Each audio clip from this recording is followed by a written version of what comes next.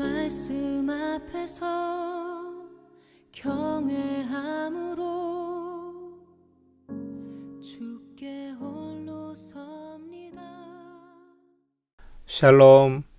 오늘도 말씀을 삶으로 이어가시는 여러분 모두에게 하나님의 평강이 삶 가운데 함께 하시기를 주의 이름으로 축복합니다.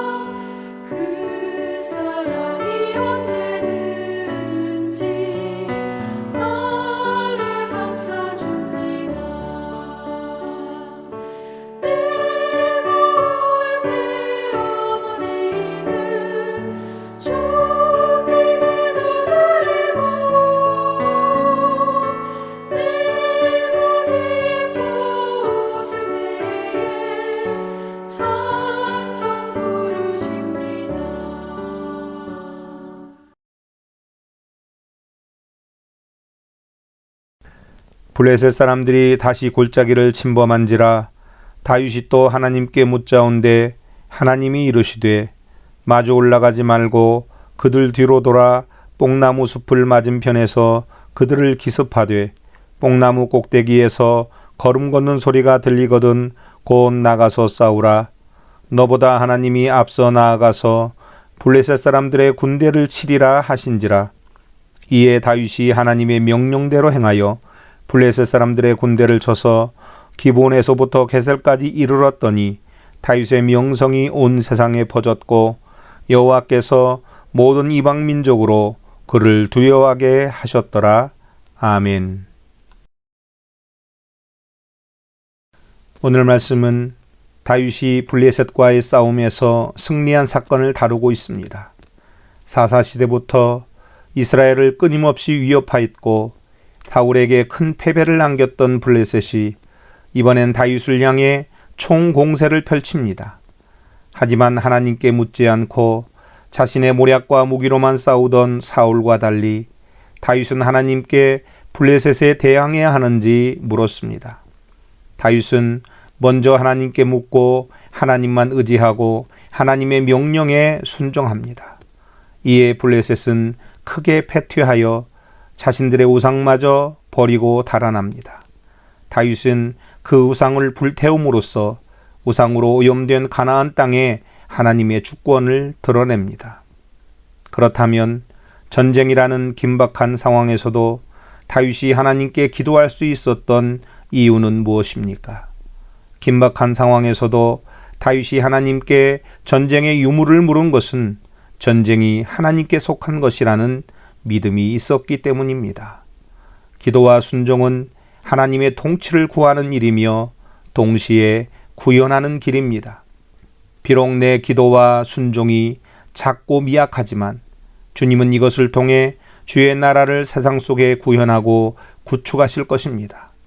기도와 순종 외에는 영적 승리의 비결도 없고 거룩한 명성을 지키는 길도 없습니다. 블레셋은 이스라엘과의 전쟁에서 패한 후 다시 전열을 가다듬고 2차 침범을 했습니다.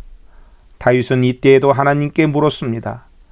블레셋이 다시 쳐들어왔지만 다윗은 이번에도 먼저 하나님께 묻고 하나님의 구체적인 지시에 따라 수행합니다. 사울처럼 한 번의 승리에 자만하거나 방심하지 않았습니다. 이번에 하나님은 구체적인 병법까지 말씀해 주셨고 친히 앞서 블레셋 사람들을 치셨습니다. 다윗은 하나님의 명령대로 행하여 큰 승리를 거두었고 다윗의 명성은 온 세상에 퍼졌습니다. 하나님이 모든 이방 민족으로 하여금 하나님을 의지하고 말씀에 순종했던 다윗을 두려워하게 하셨습니다. 사랑하는 여러분, 모든 이방 민족을 두려워하게 하시는 하나님께서 지금 나에게 온다면 내게 뭐라고 말씀하시겠습니까? 하나님의 은혜와 축복이 다윗에게 임하는 것은 다윗이 하나님을 경외하고 말씀에 순종한 삶을 살았기 때문입니다. 우리도 다윗처럼 수시로 엄습하는 수많은 적들과 상대하기 전에 먼저 그리고 늘 하나님과 대면하는 법을 배워야 합니다. 주님과의 소통의 부재는 이미 패배하기 시작한 전쟁입니다. 하나님을 경외하고 말씀에 순종하는 자에게 승리를 주시는 하나님 아버지, 무슨 일을 하든지 하나님께 묻고 하나님의 말씀에 순종했던 다윗처럼 나에게도 하나님께 모든 삶을 맡길 수 있는 믿음을 주소서. 하나님이 주신 말씀을 나의 상황에 맞춰 필요한 것만 순종하는 것이 아니라 온전히 순종하게 하소서. 예수님의 이름으로 기도합니다. 아멘.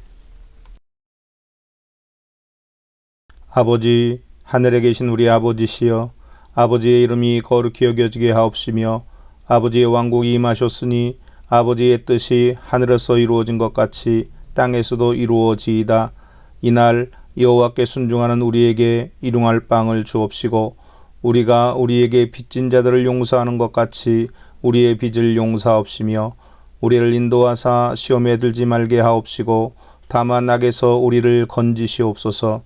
대개의 왕국과 권능과 영광이 영원토록 아버지의 것이옵나이다. 아멘. 말씀 앞에서 경외함으로